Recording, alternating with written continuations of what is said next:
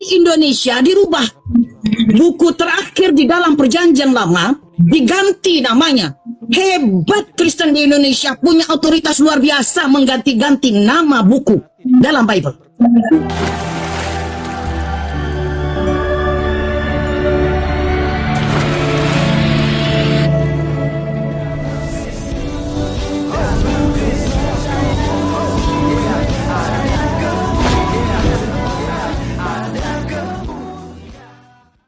Salam Elechem Bisem Yeshua Hamasiah. Salam damai sejahtera di dalam nama Tuhan Yesus Kristus untuk kita semua.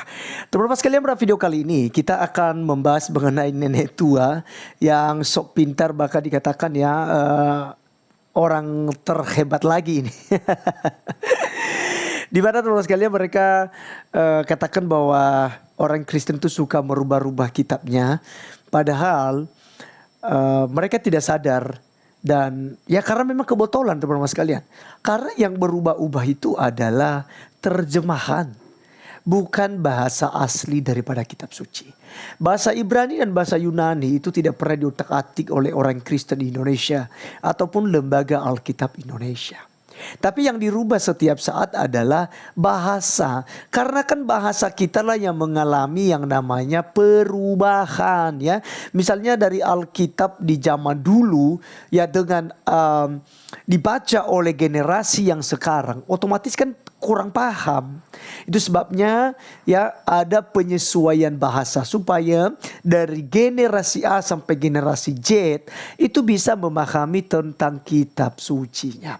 Nah teman sekalian, ini sangat menarik karena teman kita Bro Didit Yuli telah mengcounter ini, telah meluruskan ini, dan mari kita simak saja berikut ini.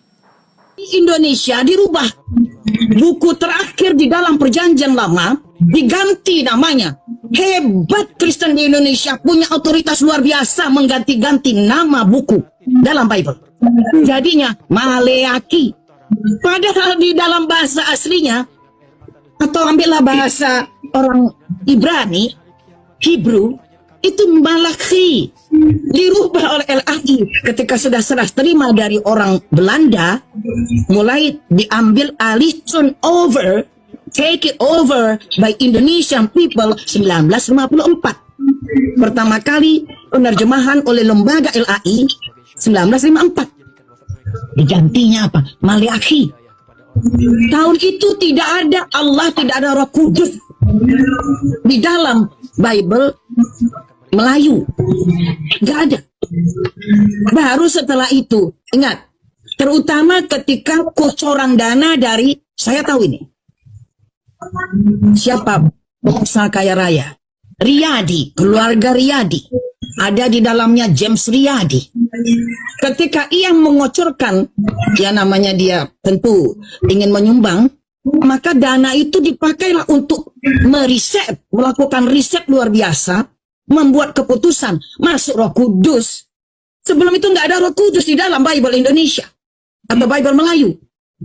Jadi ngomong sejarah Bible, baik yang internasional maupun yang Indonesia, alhamdulillah saya dalam kepala, saya periset dari tahun 2018 sampai sekarang. Makanya saya punya banyak Bible di rumah saya. Baginda Nabi Yesus, Baginda Yesus rasanya Aramaik. Beliau dalam bahasa Aram namanya Iso de Mesiho. Dalam Al-Quran, jadi dalam bahasa Al-Quran karena nggak ada vokal O, maka Allah menurunkannya dengan nama Isa Al-Masihu. Kalau bahasa kampung Baginda, Iso de Mesiho, hanya beda O dan U.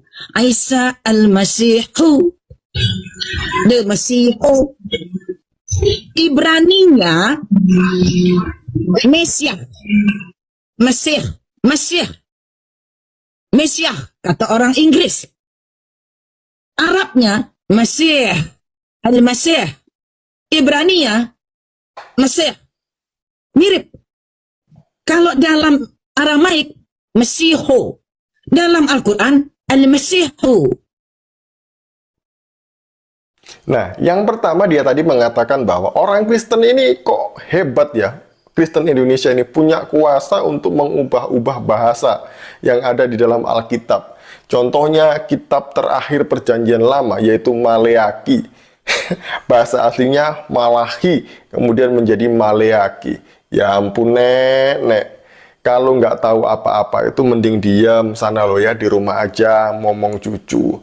Kalau Anda buka kitab Kejadian dalam bahasa aslinya, itu juga Bereshit gitu ya, dalam bahasa Ibraninya. Orang Kristen itu bukan orang yang suka memuja atau menyembah bahasa asli kitab, bukan ya. Jadi kalau bahasanya nggak asli, nanti nggak masuk surga, bukan begitu.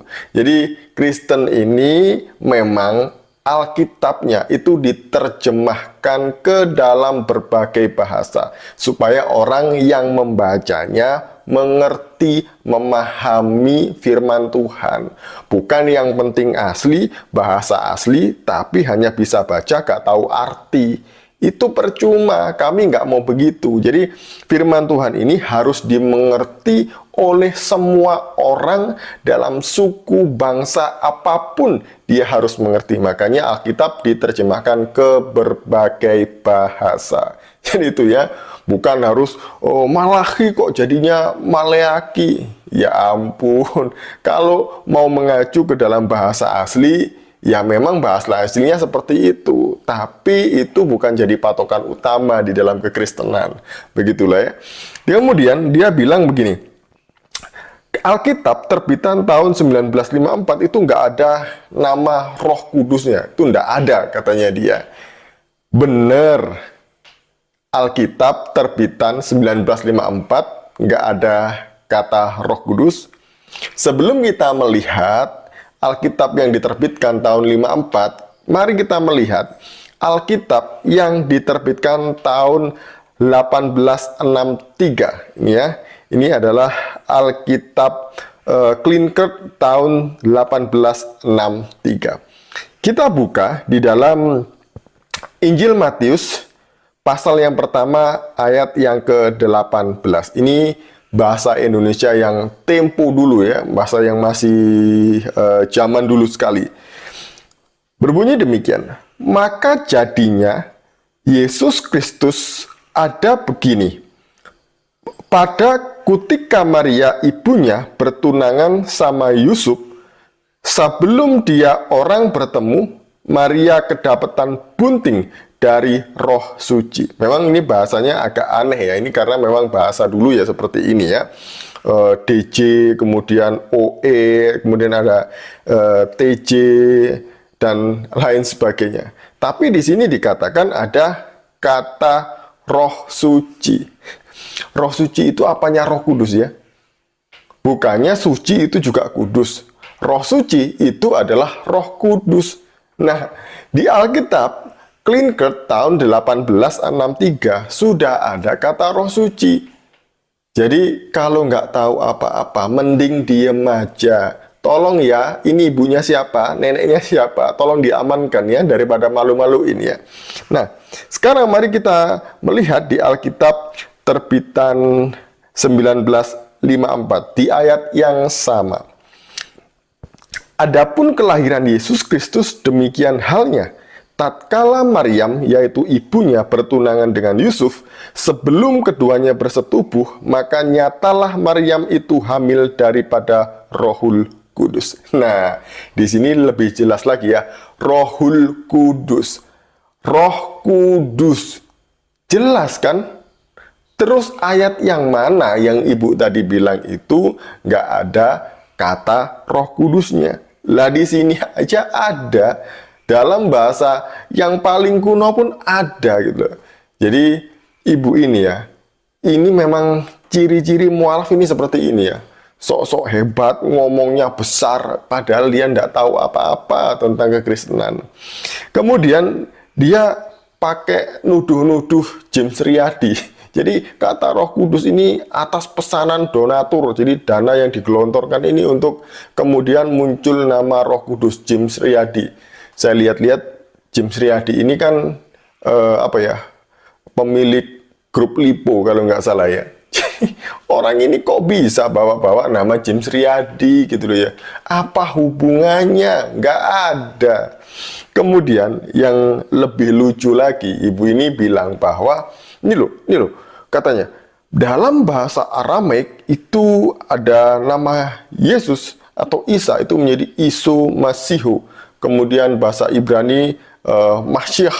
Kemudian dalam bahasa Arab itu Masihu katanya dia. Hanya beda belakang O sama U. Ini asli. Kalau begini ini yang benar kata dia. Ya elah. Yang namanya Arab, Aramaik, Ibrani itu adalah bahasa satu rumpun Semitik dari nenek moyang yang sama, keturunannya Sem, anaknya Nuh.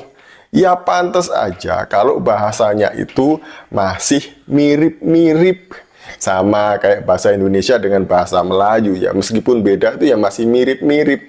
Orang Indonesia kalau dengar orang Melayu ya masih paham lah ya. Meskipun ada sedikit-sedikit yang miss gitu. Begitu sebaliknya. Ya namanya aja satu rumpun. Ya elah. Kini kok katanya mualaf cerdas, mengguncang kekristenan, mantan misionaris dan lain sebagainya.